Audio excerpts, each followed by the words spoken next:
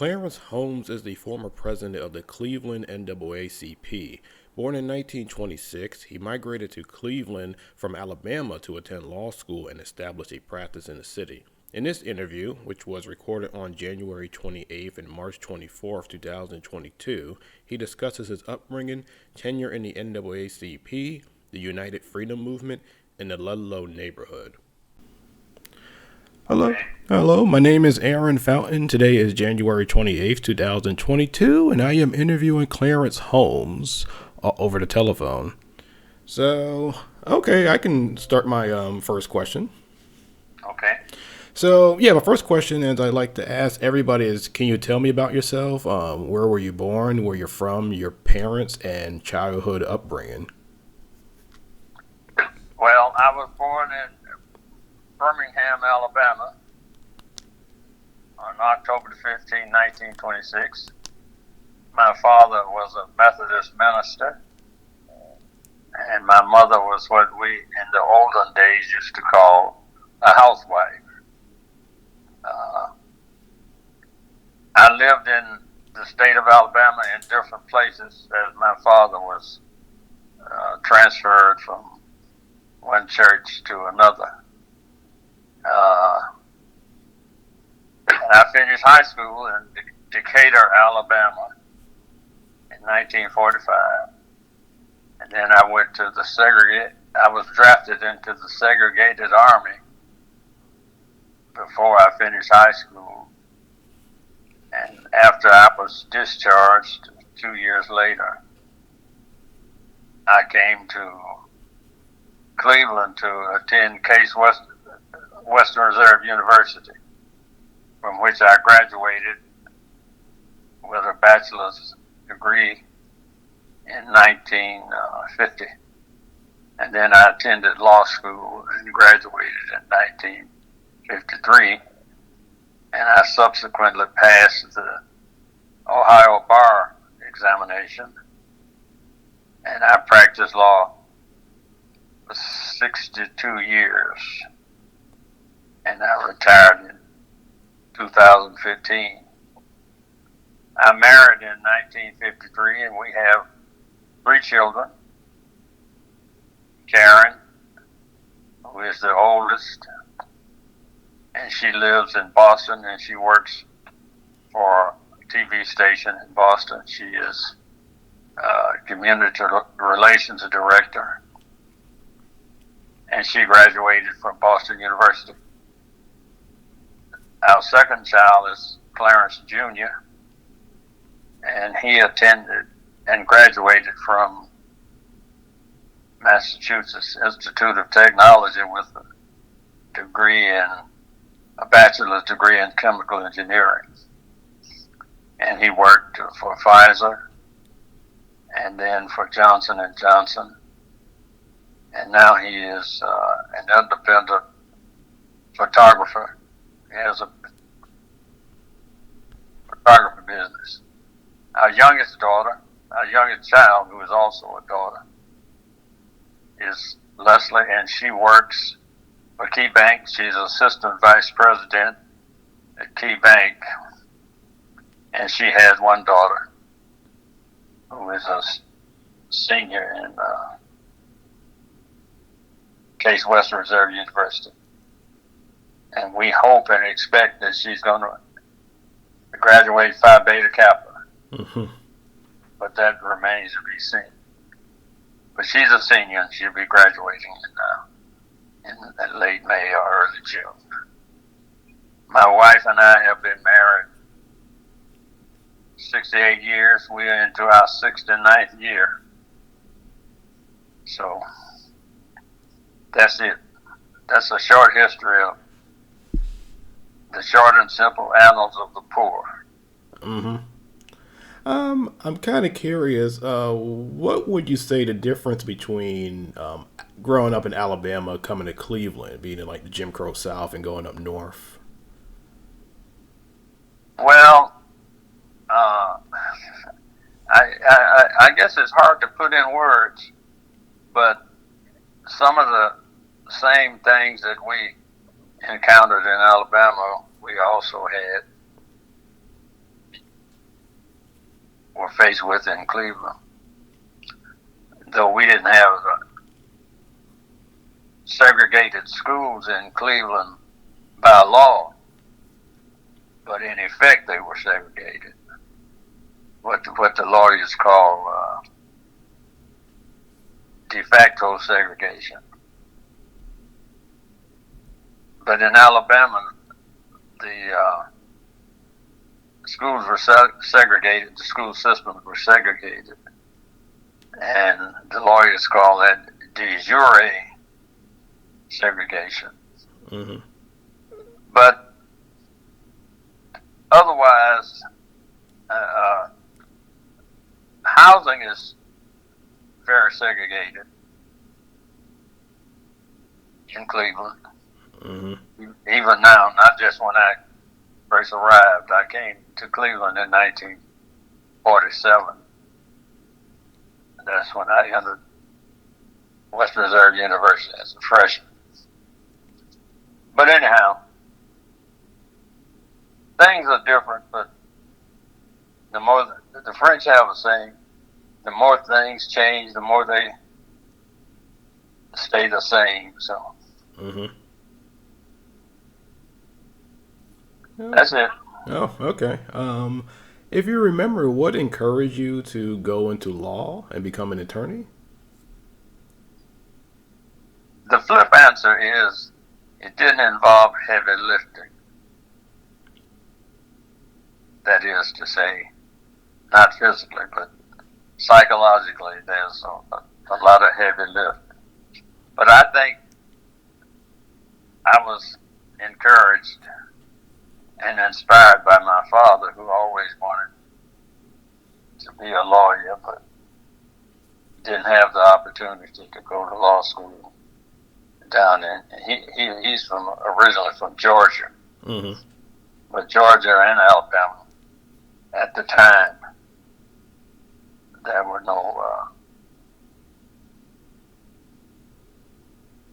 no avenues for a black person to become a lawyer. Mm-hmm. So that's what happened. Okay.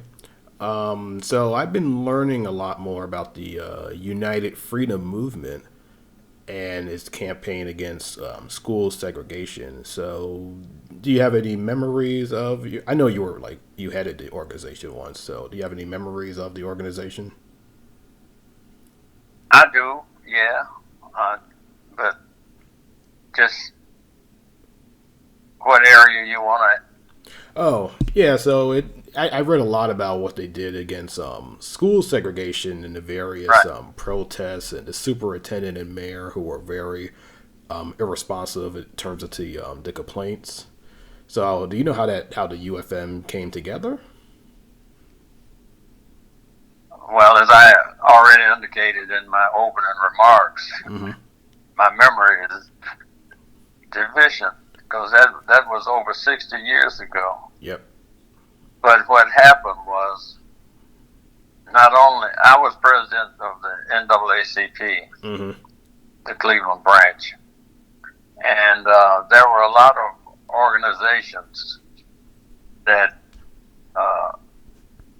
wanted to participate in the civil rights movement. So we kind of organized an umbrella group. That's what the United Freedom Movement was. And it had many organizations, churches, church members,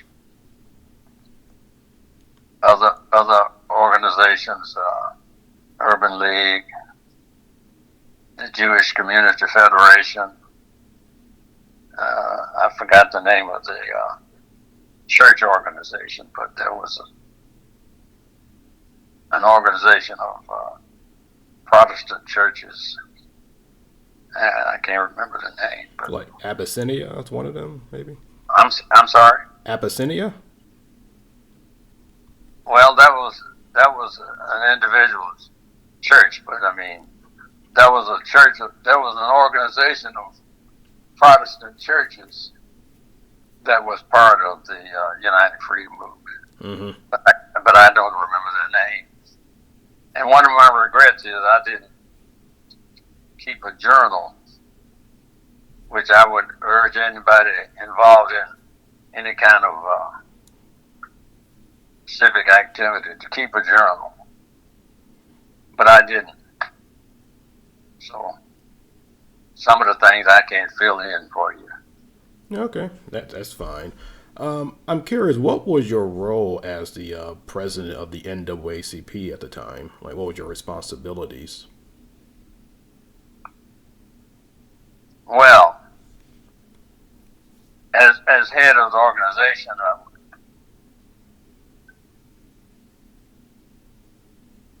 I guess the mundane activity was to preside over the meetings of the governing board, as well as to be the leader when we did meetings, community-wide meetings. I was usually the, I don't think it's accurate to say the master of ceremonies, but I usually was deeply involved. So, and then we would have planning meetings where we would discuss tactics and strategies, such as when we were working with trying to integrate the Cleveland school system. So that's generally what we did. Mm-hmm. Okay. Yeah. So I've read a book chapter about the integration campaign, and I know that oftentimes you guys were like met with violence, and the police didn't respond. And do you have memories of those incidents? Yeah, I do. But you know, strangely enough, I was never, how can I say this? I was never present when the police were, how should I say this, anti-NAACP. Mm-hmm. So I never had an encounter with the police all during the time I was president, which was 5 years from 1960 through December 1964. Mm-hmm.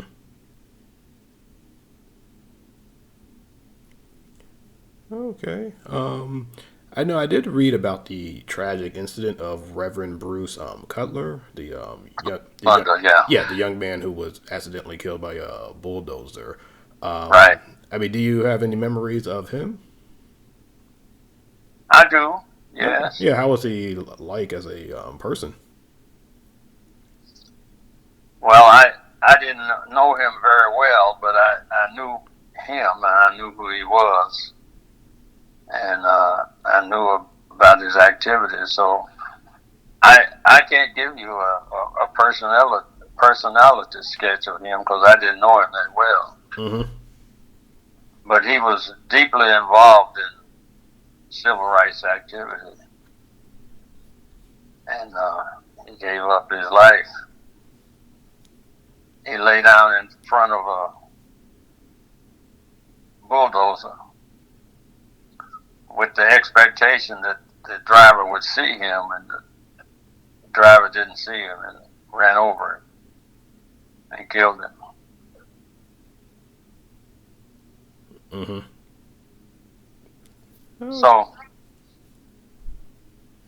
So what book were you reading from? Because that's So it's a new book. It looks at children in the civil rights movement. Now he mostly talks about an article somebody published, and it looked at the campaign to desegregate Cleveland public schools, and there's a lot of stuff I didn't know about. I didn't know that the school board originally tried to educate a certain segment of black students for a half a day, and then allowed them to go home, and then brought in another group of black students just to completely make try to make them have no contact with schools on the west side that had a lot of room. Right. Go ahead.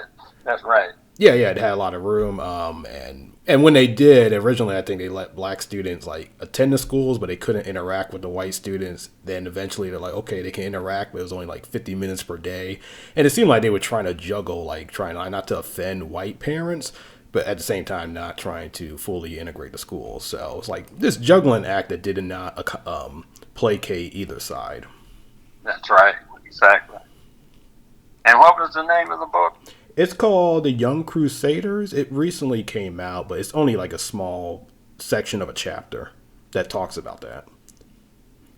Yeah, I'm not familiar with that book. Mm-hmm. I think Harambe City, I think she talks about CORE and their campaign against like police brutality as well as school segregation too. Mm-hmm. Mm-hmm. Incidentally, CORE was a part of the United Freedom Movement. Mm-hmm. I can't think of all of the organizations that were part of the movement, but CORE was one of them.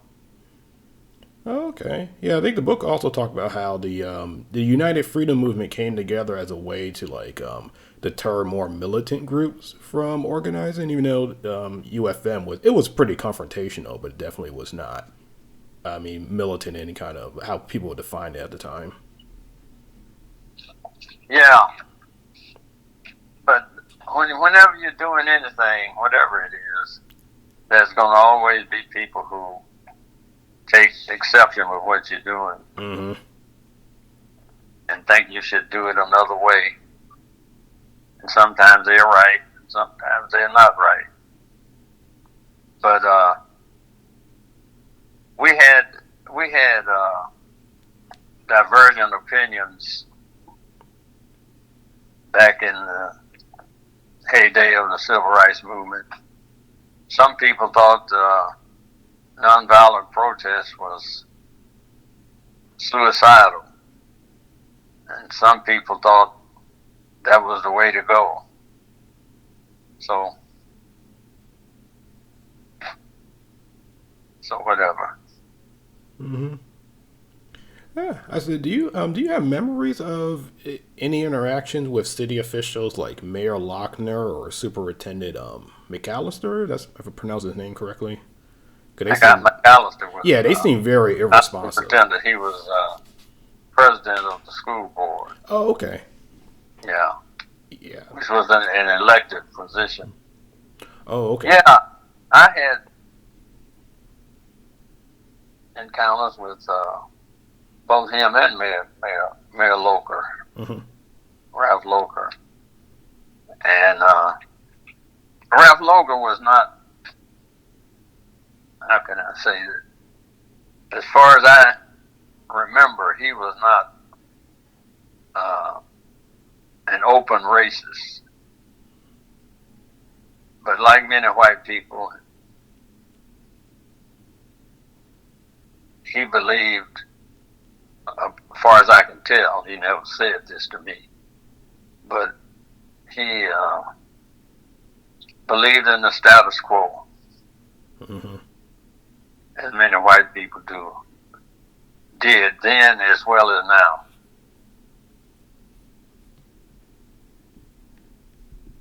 Ralph McAllister, no, that wasn't his first name. I forgot what his first name was, but McAllister was president of the school board, and he was, in my judgment, an open racist. Mm. But not a member of the Ku Klux Klan, and he didn't, as far as I can remember, he never made any valid racist speeches, as far as I know. Mm-hmm. But he was of a certain attitude.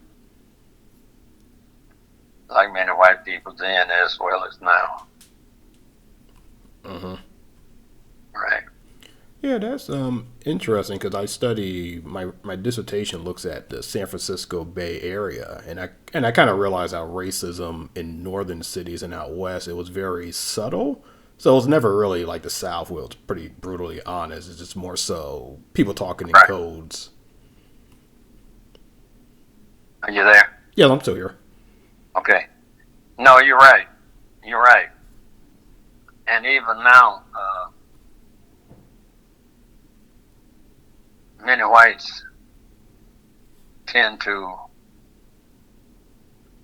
how can I say it, hide their attitudes, but their actions tell us where they stand. Uh-huh.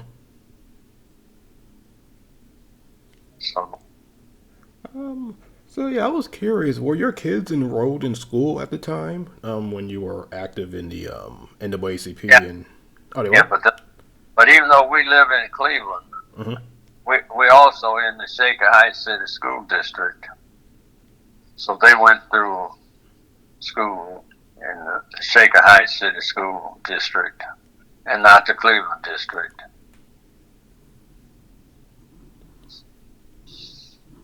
And they all graduated from Shaker Heights High School. Oh, okay. I was like, what? So what encouraged you to move there? Because I've been learning more about Ludlow recently. Well, Ludlow Community organization wasn't in flower when we moved here. The reason we chose this house was for more mundane reasons. It was the first house after looking at 8 or 10 houses that my wife and I both liked. So this is how we chose this house. But we didn't choose it because of the Ludlow Community Association. Matter of fact, we didn't know at the time that this house was in the Shaker House City School District. But that was an added bonus once we moved in. Oh, okay. What year was that? We moved here November the 1st, 1959. Oh, okay. So this is when the neighborhood was when some whites were leaving, and the neighborhood organized to try to, keep whites moving in. Yeah. And the other side of that same coin was to keep blacks from Yes. from moving in. The more whites you move in, the fewer blacks would have a place to move into. So I had some how can I say, I had some differences with the Ludlow Community Association about their housing policy, Mm-hmm. because I thought my was that the blacks are at such a disadvantage generally, not just in housing but in general, that it didn't make sense for me to be involved in something that would say, well, once I move in here, I want to bar the gates so other blacks can't come. Mm-hmm. That didn't appeal to me. So, and also, there was no incentive to blacks to move like they would. I'm not sure the source of the funds, but down payment assistance was given to whites to move in. I don't know where the money came from. Oh, it came from the oh yeah, the community whenever they did like community gatherings and fundraisers like Ellis Fitzgerald came, they would raise money and use that to back second mortgages for white families. Okay, all right. See, I told you my memory was. Oh, it's perfectly fine. I talked to Shelley Stokes Hammond, and she didn't even know that until she became an adult and started interviewing people for her master thesis. Uh-huh. Oh, so Shelley got a master's, huh? Yeah, I just talked to her today, actually, like probably like an hour after you called me. Uh-huh. Okay. All right. Okay. Her father was head of the legal committee when I was president of NAACP. Mm-hmm. Matter of fact, he and I passed the bar the same year. Did you maintain like relationships with him afterwards? Yeah, well, of course, he went to Congress, Mm-hmm. and while we were still friendly, I didn't have many contact with him because he was in Washington, and I was still here in Cleveland, hanging on by my fingernails.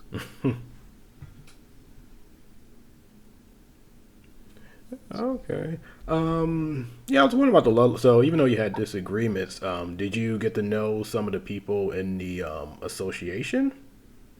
Oh yeah, I did. Okay. Kind of curious, like who? I just talked to Bernard Isaac's daughter. She's like the first person I interviewed about 2 days ago. hmm Yeah, he was a big up in the community association, and while I don't want to characterize him because he isn't here to defend himself, Mm-hmm. but he was one of the people who felt that X number of blacks was enough,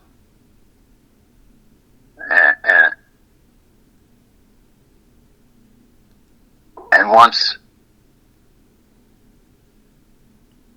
a certain quota was reached, that's why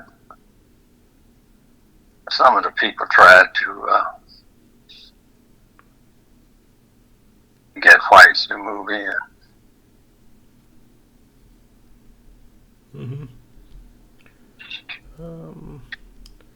Let's see.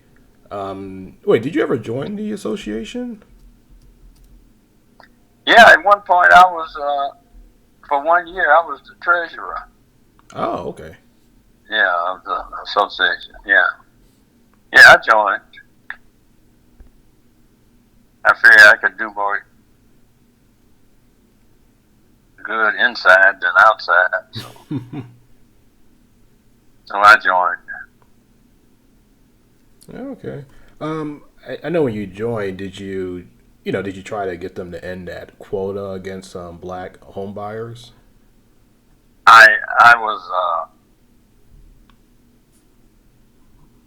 I was vocal about it altogether, Mm-hmm.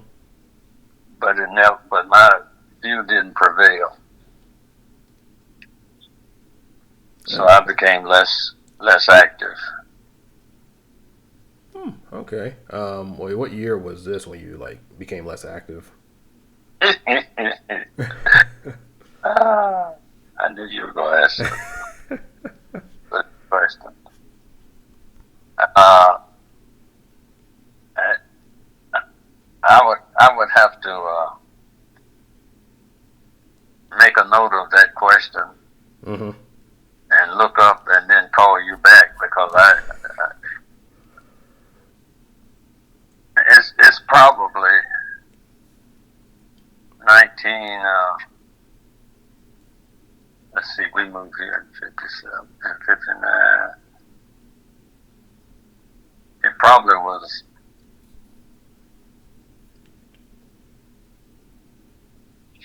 I can't remember. I'll have to look. I have to look at that question and call you back. Mm-hmm. Okay, it's no problem. Oh boy. So yeah, I'm trying to think. Oh yeah, I'm kind of curious about your career after your affiliation with the NAA, your tenure as president of the NAACP, because I've seen your name involved in like youth employment opportunities, and still very active with bettering of the life of Black Clevelanders.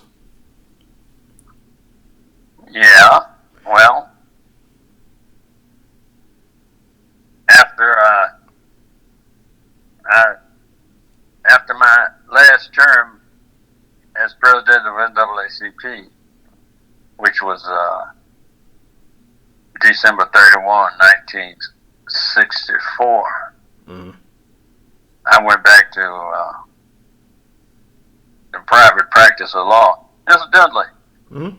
it isn't generally known that when I was president of NAACP, I was not on salary.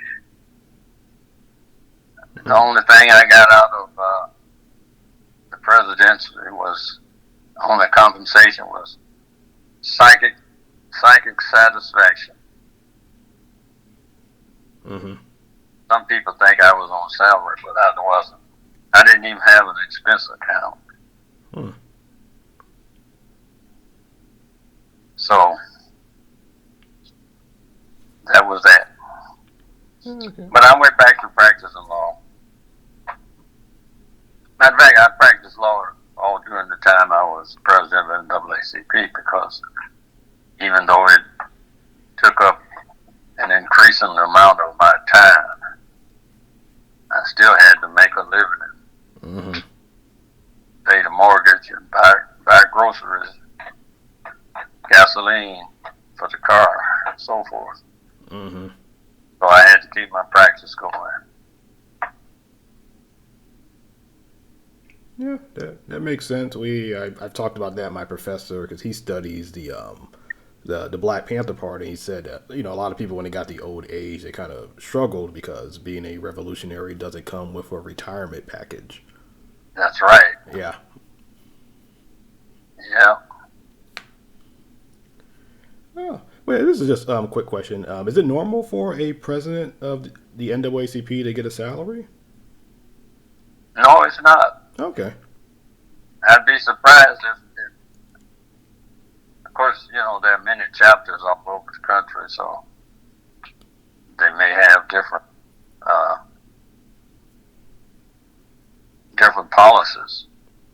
But now we had an executive secretary who was paid, who was full time, and theoretically I was, but it evolved into being almost full time. Hmm. So, Okay. I'm kind of curious now. What area of law did you practice? well, I was a general practitioner, Hmm. but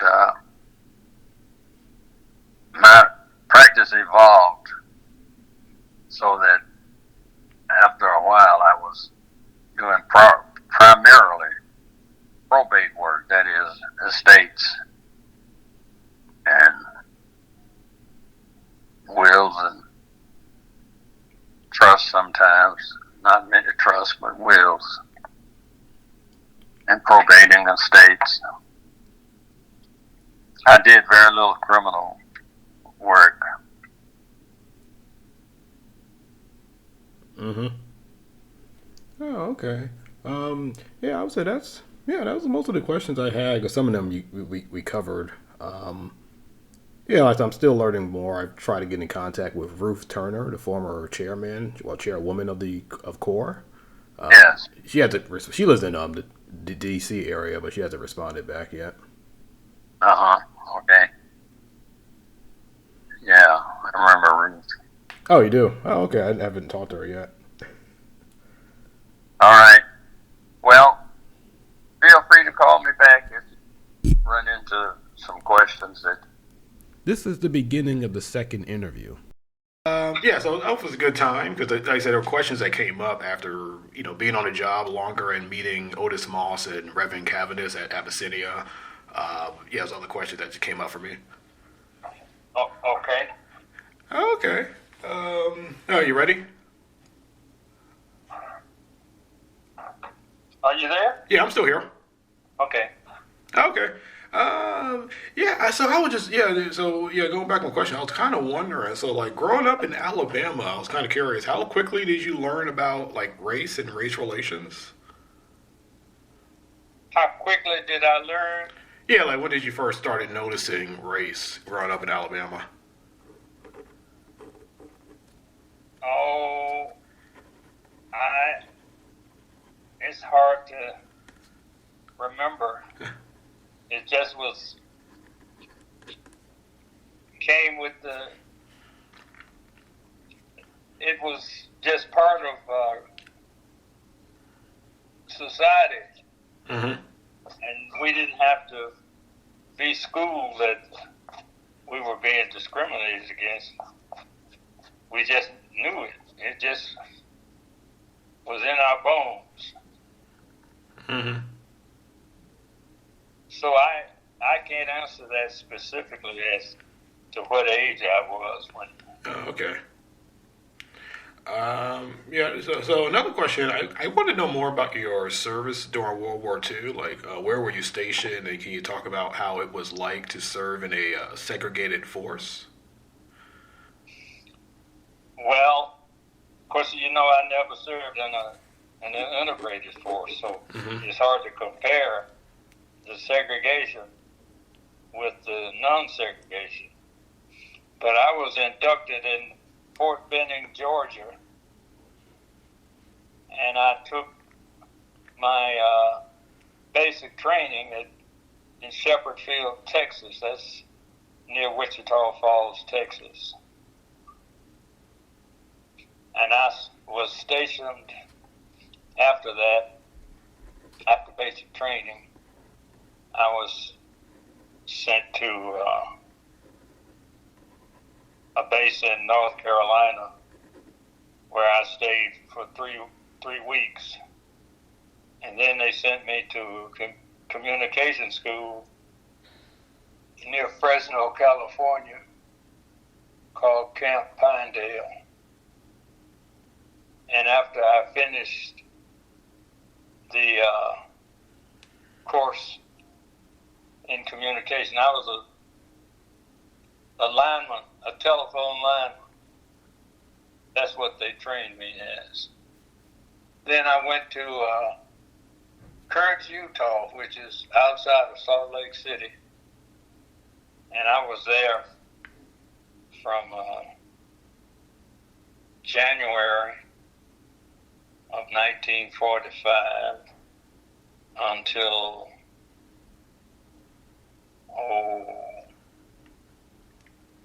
August of 1945.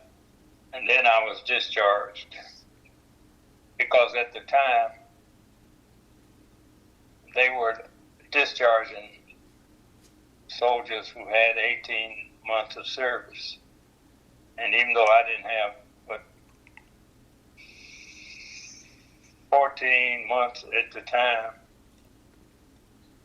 but instead of, I was on a ship, I was supposed to be shipped to Yokohama, Japan, but they called me off the shipment because the trip to Japan would have taken a month, and a month coming back, so I would only serve 2 months before it was time to be discharged. So they took me off a shipment, and I stayed at Clarence, Utah, until it was time for me to be discharged. And I was discharged at Fort Bragg, North Carolina. And that's the short story of my sojourn in the armed forces of the United States. Oh, okay. Yeah, so when you went to law school at Case Western, wait, how many black students were there? Oh, probably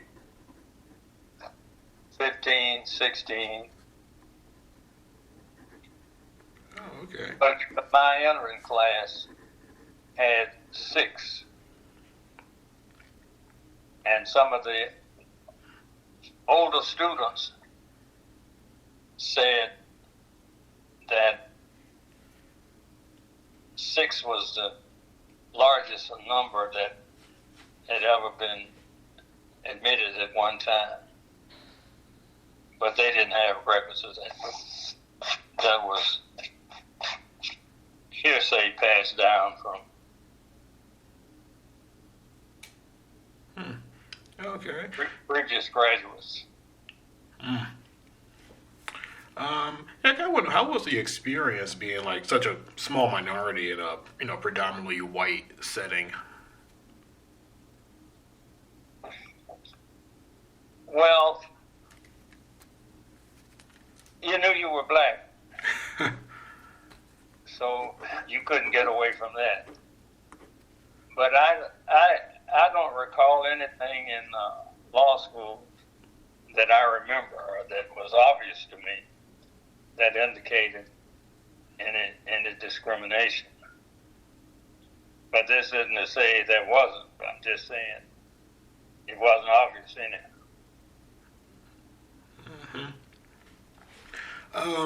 So this is a question I'm curious about because I was listening to Reverend Cavendish say when he came to Cleveland, he kind of noticed that there was a lot of black people kind of adhered to the status quo and didn't want to rock the boat.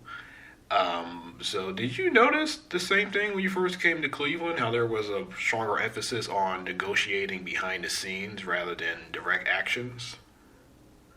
Well, when I first came to Cleveland, I was busy in college and law school, so I wouldn't have had the same contacts and the same insight that Reverend Cavendish had. So we were in different positions. Mm-hmm. See, I was in a sheltered workshop. That's what college and law school is. Sheltered workshop. Mm-hmm. Actually, when you got involved in civil rights activity, did you notice that tension play out? Well, there are always people who oppose you railing against the status quo. So there were people who opposed when we boycotted or when we marched or when we did anything direct action. There were people who opposed it. Mm-hmm. Even among the the black leadership class. Well, that's a broad brush to paint, but there were some people who were well known in the community who opposed what we were doing. Okay.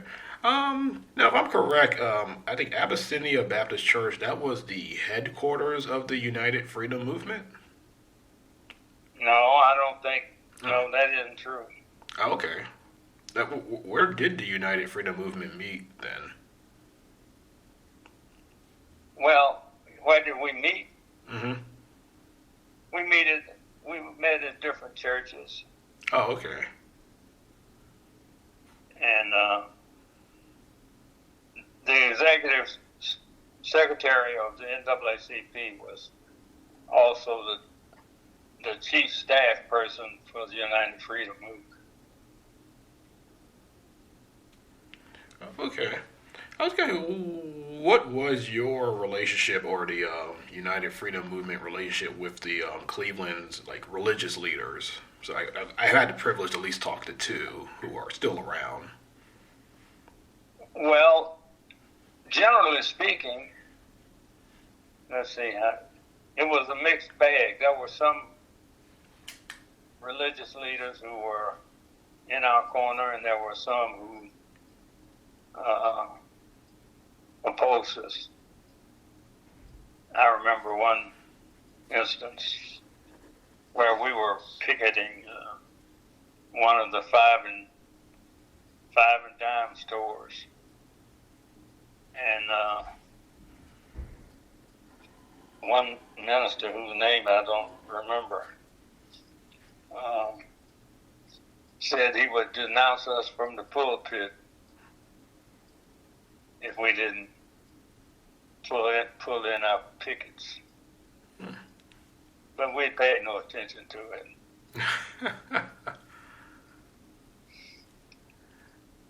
Okay. Oh, that's kind of interesting. So he wasn't the only one. It's just the one that you remember, right? It's just one I remember. Yeah. Oh, okay. That's kind of interesting. Yeah, so I've been learning more about the United Freedom Movement. So of course we talked last time about the school segregation issue, but there also were employment issues such as like the construction of the Cleveland Convention Center, where That's correct. yeah, That's right. originally I think the city didn't hire African Americans on that project, and then the UFM led a demonstration to demand that they hire black workers. Right. Yeah, do you have any memories of how that went down?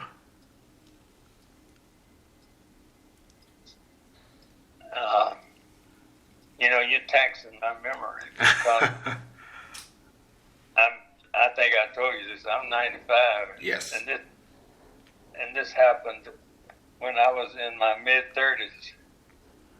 Mm-hmm. So we're talking about 60 years ago for some of the events that I'm trying to recall.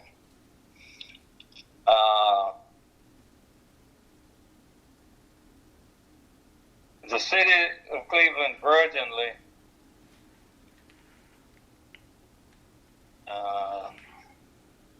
how can I say this? They grudgingly pushed some of the construction labor unions to take on some apprentices. So we made an inch of progress when we should have been making a yard. That's about it. Okay. I was kind of curious because so I've been learning more about the riots that occurred in Huff and Glenwood in '66 and '68, respectively. I know you were practicing law, but did you have like any involvement in the aftermath of those incidents? Well, I was no longer president of NAACP when the riots came. Mm-hmm. But I'm trying to remember. I don't think I had any clients who were involved or who were charged, at least, with any offense. So I was more or less a bystander Oh, okay. because I had retired and I was trying to build up my law practice. My law practice was shot. My law practice, in terms of vernacular, went to hell while I was president of NAACP. Mm-hmm. So I don't recall having any client who was either charged with anything related to the riots. I'm almost sure that I never had anybody who was charged. Oh, okay. This is probably I was curious because I read the Citizen Commission after Huff. So of course it was a government commission where they just blamed outside agitators, and then residents actually interviewed people in the neighborhood and found issues of municipal neglect and discrimination, police violence, etc. I was just kind of curious about that. Were you interested? Were you involved? But that's okay. Right. Because one of the usual resistance to any time a black person said, "Take your foot off my neck," is there's some outside agitator stirring things up. But you don't need an outside agitator when you know somebody's has their knee on your neck. Mm-hmm. Yeah, true. I imagine you heard those claims while you were like president of NAACP a lot. Oh well, I won't say a lot. Mm-hmm. I heard it enough. Oh, okay. One of the newspapers, the afternoon newspaper, which was called the Cleveland Press, even editorialized that we were influenced by communists, which was another way to denigrate what we were doing. Claiming that the communists were influencing. But as I said to somebody, it's enough of a bird being black without also being red. So that was it. Oh, okay. Huh. That's interesting. I talked to somebody who used to work for the Cleveland Press, and they told me that it did a pretty horrendous job on covering African Americans in Cleveland. So, did you have a relationship with the people who work for the Call-in Post? What did you say about the Call-in Post? Oh, like, did you have a relationship with the writers and journalists who work for the Call-in Post? Yeah, more or less, from time to time. Yeah.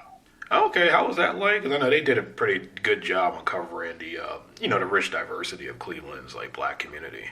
Right.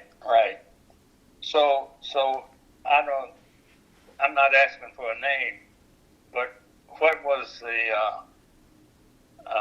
position of the person who works for the Cleveland Press that you talked to? Yeah, I think she was just like your regular, just a regular journalist who was just like, just dictated to write about whatever topics. And she did inform me that oftentimes there was like a lot of emphasis on crime, but whenever it was like, if a black person harmed another black person, it wasn't reported on. But when it was like, black against white, or then it was like reported. Yeah. That's true. I recall that is correct.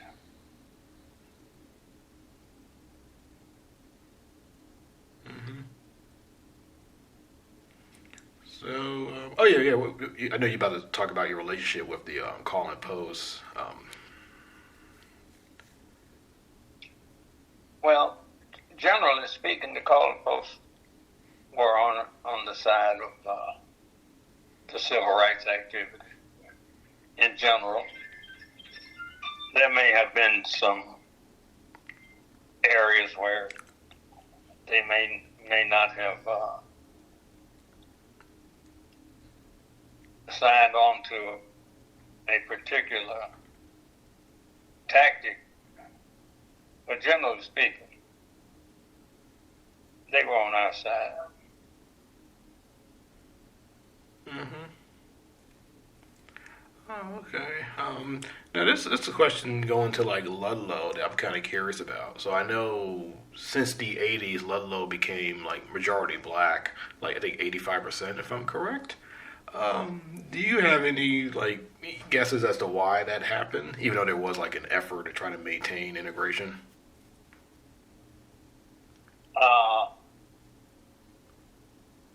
Well, of course, housing opportunities for black people were scarce. Mm-hmm. And so a lot of people, including me and my family, came to the Ludlow area. And our kids went through schools in the Shaker Heights School District. All three of them graduated, and all three of them went to college. So it was a desirable community,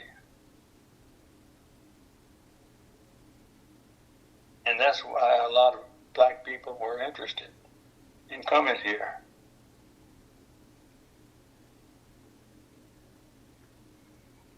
Huh, okay. Oh yeah, I know that, but do you have any sense why, I know a lot of white people have been leaving the neighborhood. Is there just, I mean, some people argued in the 60s that was like inevitable, that it was going to happen regardless of the effort to maintain integration. Yeah, and they were right. That happened. Matter of fact, when we moved here, next door to us was a white family, and they moved. I don't specifically remember how soon after we moved in that they moved out, but from time to time we would see the wife, say at the supermarket, and she would express regrets about having moved. But I'm not sure that was replicated in all instances. Oh, okay. Yeah, that's actually I got a chance to go to Ludlow to figure out where the marker's going to be, so I got a chance to see the neighborhood for the first time. Mm-hmm. Even though I've been in the air, I've been to Shaker Square like almost every weekend since I moved here, but never to the Ludlow area. So, what was your impression? I love how the houses are nice and diverse, and it's not the whole modern cookie cutter homes that a lot of cities are building. Right. Yeah, the architecture I think is really beautiful. I was kind of blown away by that. Mm-hmm. Right. And a little shock about the density too. I'm kind of used to neighborhoods like that having more spaces between the homes, so that was a little shocking. Well, that was partly when these houses were built. That was partly due to the fact that in order to have water and sewer, you couldn't run the lines too long. So, like our lot is 60 feet wide and 130 feet deep, but we have neighbors on either side that are probably 10 to 15 feet away from our property line. Well, that isn't true. It's less than that. But that was